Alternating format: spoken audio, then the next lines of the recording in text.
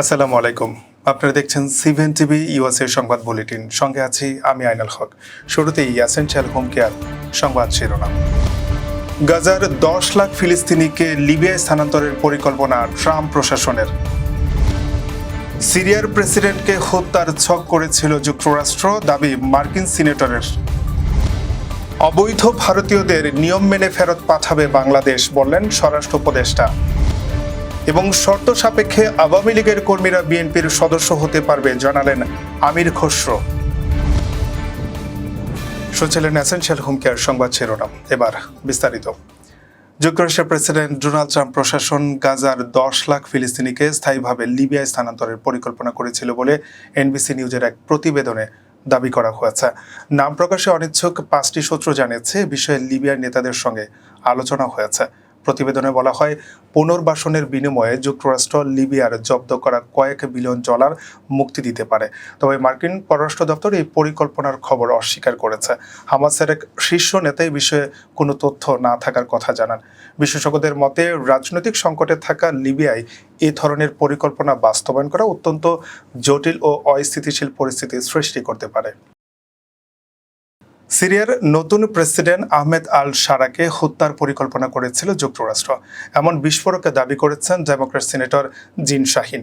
তিনি বলেন, ডোনাল্ড ট্রাম্পের সঙ্গে বৈঠকের ঠিক আগেই শারাকে হত্যার জন্য প্রেসিডেন্টকে প্ররোচিত করেছিলেন ট্রাম্প প্রশাসনের কিছু সদস্য। শাহিন জানান, পরিকল্পনার বিষয়টি জানতে পেরে জর্ডানের রাজা আবদুল্লাহ ট্রাম্পকে হস্তক্ষেপ করতে বলেন। রাজার আশঙ্কা ছিল শারাকে সরিয়ে দিলে সিরিয়ায় পুনরায় গৃহযুদ্ধ শুরু হতে পারে। ঘটনার মাত্র একদিন পর সৌদি আরবে ট্রাম্প শারার ঐতিহাসিক বৈঠক অনুষ্ঠিত হয়। বৈঠকের আগে যুক্তরাষ্ট্র সিরিয়ার উপর থেকে নিষেধাজ্ঞা প্রত্যাহারেরও ঘোষণা দেয়। নতুন প্রেসিডেন্ট আহমেদ আল শারার এক সময় যুক্তরাষ্ট্রের মোস্ট ওয়ান্টেড তালিকায় ছিলেন এবং তার মাথার দাম ছিল $10 মিলিয়ন। অবৈধভাবে যেসব ভারতীয় বাংলাদেশে আছেন তাদের ভারতের মতো পুশব্যাক করা হবে না বলে জানিয়েছেন স্বরাষ্ট্র উপদেষ্টা মোহাম্মদ জাহাঙ্গীর আলম চৌধুরী। অবৈধ ভারতীয়দের প্রপার চ্যানেলে পাঠানো হবে বলে জানান তিনি। শনিবার সুন্দরবনে বিজিবির বয়েজিং ভাসমান বিপি উদ্বোধন শেষে সাংবাদিকদের এক প্রশ্নের জবাবে তিনি একথা জানান। স্বরাষ্ট্র উপদেষ্টা বলেন, ভারত মান্দারবাড়ি সীমান্ত এলাকা দিয়ে পুশ ইন করেছিল, সেখানে আমি পরিদর্শন করেছি। ভারতকে আমরা জানিয়েছি, আমাদের কোনো বাংলাদেশি যদি তাদের ওখানে থেকে থাকে তাহলে প্রপার চ্যানেলে পাঠান।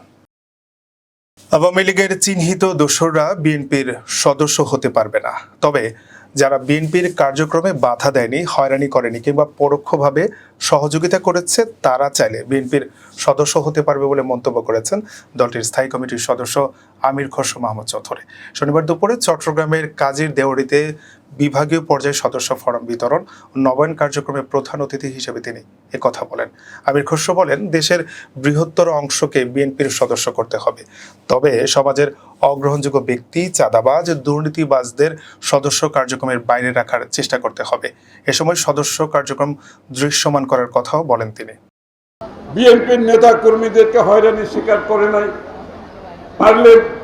পারলে ইনডাইরেক্টলি সহযোগিতাও করেছে বিভিন্ন ক্ষেত্রে, তাদের তো হতে কোনো বাধা নেই। এই 2 শ্রেণী বাদ গেলে আর বাকিরা আমাদের মেম্বার হতে পারবে, প্রোভাইডেড আমি বলছি সামাজিকভাবে যারা রাজনীতির বাইরে কতগুলো চিহ্নিত লোক থাকে প্রতিটি এলাকায়, যারা আমাদের সাথে হাঁটলে ভোট কমে যাবে, ভোট বাড়বে না।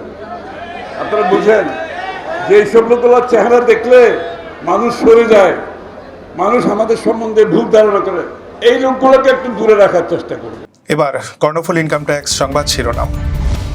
বাংলাদেশ সোসাইটির সাবেক কর্মকর্তাদের মিলন মেলা আয়োজনের লক্ষ্যে প্রস্তুতি সভা এবং ব্রুকলিনে ফার্স্ট এজ হোম কেয়ারের নতুন শাখা উদ্বোধন। আবারও স্বাগতম সিবিএন টিভি ইউএসএর সংবাদ বুলেটিনে। শুনছিলেন কর্ণফুলী ইনকাম ট্যাক্স সংবাদ শিরোনাম। এবার বিস্তারিত। বাংলাদেশ সোসাইটি ইউএসএর সাবেক কর্মকর্তাদের উদ্যোগে মিলন মেলা আয়োজনের লক্ষ্যে দ্বিতীয় প্রস্তুতি সভা অনুষ্ঠিত হয়েছে। গত সোমবার নিউ ইয়র্কের জামাইকার মেজান রেস্টুরেন্টে এই সভা অনুষ্ঠিত হয়। ওয়াদুদ ভূঁইয়ার সভাপতিত্বে এবং সদস্য সচিব বাবুল চৌধুরী এবং প্রধান সমন্বয়ক মোহাম্মদ জামান তপনের পরিচালনায় সভায় কুইন্স ও লং আইল্যান্ডের 3টি ভেন্যু বিবেচনায় আনা হয়।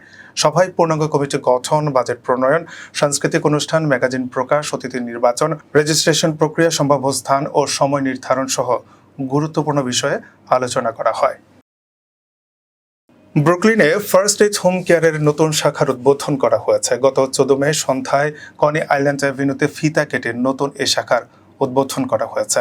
প্রতিষ্ঠানটির ব্রুকলিন ব্রাঞ্চ ম্যানেজার বিশিষ্ট কমিউনিটি অ্যাক্টিভিস্ট ডক্টর সালমার পরিচালনায় এ সময় মেন্টাল হেলথ সেমিনার, কেক কেটে মাদার ডে সেলিব্রেশন ও বেস্ট মাদার অ্যাওয়ার্ড প্রদান করা হয়।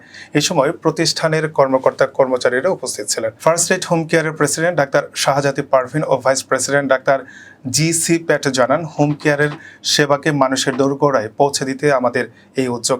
এই শাখা থেকে বয়স্ক ও শিশুদের হোম কেয়ার সেবা প্রদান করা হবে। উল্লেখ্য, ফার্স্ট এজ হোম কেয়ার দীর্ঘদিন যাবৎ নিউ ইয়র্কের 5 বড়োতে সুনামের সাথে বয়স্ক ও শিশুদের হোম কেয়ার সেবা প্রদান করে আসছে। দর্শক, এই ছিল সিবিএন টিভি এর সংবাদ বুলেটিনে শেষ করছি। পরবর্তী বুলেটিন দেখার আমন্ত্রণ জানিয়ে এতক্ষণ সাথে থাকার জন্য ধন্যবাদ সবাইকে।